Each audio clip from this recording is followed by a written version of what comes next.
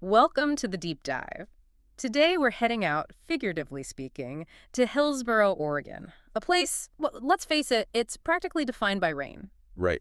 Lots of it. Exactly. So you might be thinking, solar energy there, how on earth could that possibly work? Uh-huh. It seems like a real challenge. Well, get ready, because this deep dive is exploring some really groundbreaking sources. We're talking rain-powered solar panels. Seriously. Yeah, it's fascinating stuff.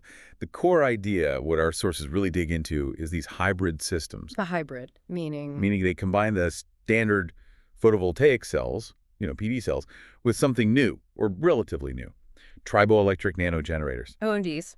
Okay, TGs, Yeah. Kachi. It is. And the point is, you get continuous electricity from the sun when it's out, sure, but also, crucially, from the impact of raindrops. Okay, let's break that down. Hillsboro's climate, it's wet. The sources definitely paint that picture. How bad is it for regular solar panels? It's significant. You're looking at over 40 inches of rain a year and cloudy skies, like nearly 60% of the time. Yeah, so traditional PV efficiency, it can plummet, maybe up to 50% during a real downpour. Ouch. But wait, I remember something surprising in the research. The rain isn't entirely bad news. Exactly. That's the twist. Rainfall, um, it actually indirectly helps. It washes the panels. It's like a free cleaning service. Pretty much. Dust, pollen, grime, gone. And studies show you can get a 5 to 15% efficiency bump right after it rains compared to dirty panels. Ah, so it keeps them working better over time, even if it cuts output during the rain itself. Precisely. Yeah. It changes the whole maintenance gain in rainy places. Makes solar more reliable where you might have dismissed it before. Right, but the rain-powered part, Right. the tens, how do raindrops actually make electricity? Is it like static shock? You nailed it. It's basically the same principle. Friction making a charge. Okay. So when a raindrop hits a specially designed surface, think hydrophobic polymers, maybe with tiny grooves, there's contact, friction, and a static charge builds up. Like rubbing a balloon on your head. Kind of, yeah. This charge creates a voltage difference, and that drives a small current. We're not talking huge amounts yet. A 2024 prototype, for instance, got about 11.9 volts and 33 nanoamps under simulated rain. Nanoamps. Sounds tiny. It is tiny, but think about it, that's enough to power small sensors, like soil moisture sensors in agriculture. They could run continuously, even in the rain. No batteries needed. Okay, I see the potential for small stuff, but like powering a house or industry. How do you scale that up? Are they actually integrating these tens with PV panels now? Oh, absolutely. That's where the real innovation is happening. They use these transparent conductive polymers. So light still gets through to the solar cell underneath. Exactly. The polymer layer captures the raindrop energy without blocking too much sun. One study from 2022 showed the Tang layer achieved, get this, almost 25% mechanical to electrical conversion efficiency. From rain impact. Wow. Yeah. And the solar cell underneath still managed over 15% efficiency, even in diffuse, cloudy light. So you get this dual harvesting, a baseline power even when it's storming. That's huge for grid stability. So what does this actually mean for someone living in Hillsboro? Is this making a real difference? It seems to be, yeah.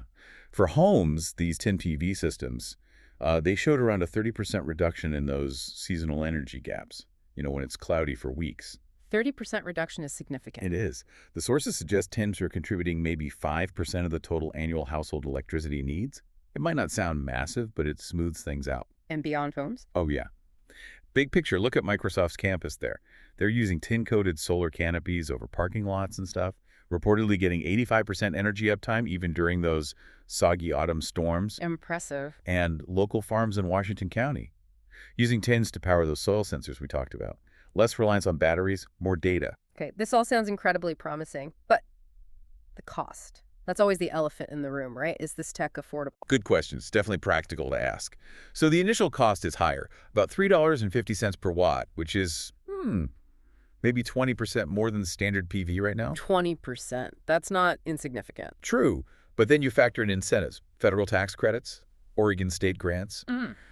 Those can knock off 30, maybe 40% of the net cost. Oh, okay. And crucially, over the long haul, say 25 years, these hybrid arrays are projected to give about a 12% higher return on investment because they generate more consistently. So it pays off in the long run. What's next then? Where is this heading? Well, scalability is key. Portland, General Electric, PGE, they're planning a big 50-megawatt hybrid farm near Hillsboro, aiming for 2027 completion. 50 megawatts. That's substantial. It is. could potentially cover about 8% of Washington County's peak electricity demand by 2030. And then there's the next gen tech. Yeah. Yeah, smart panels. Things like built-in self-cleaning features, AI that adjusts the panel tilt for optimal sun or rain capture. Beta tests at Oregon State University are showing like a 40% drop in maintenance costs already. Wow. Self-cleaning, AI tilting, rain powering panels. It really feels like a paradigm shift for renewable energy, especially in rainy places like the Pacific Northwest. Absolutely. It turns what we always saw as a disadvantage to rain into an actual asset. Hillsboro is becoming this amazing test bed for truly all-weather renewable solutions. Critical step, especially with goals like Oregon's 2040 carbon neutrality target. Exactly. And it leaves you thinking, doesn't it? What other environmental challenges, Yeah. wind, humidity, maybe even temperature swings, Huh? what else could we potentially reimagine and harness as an energy source?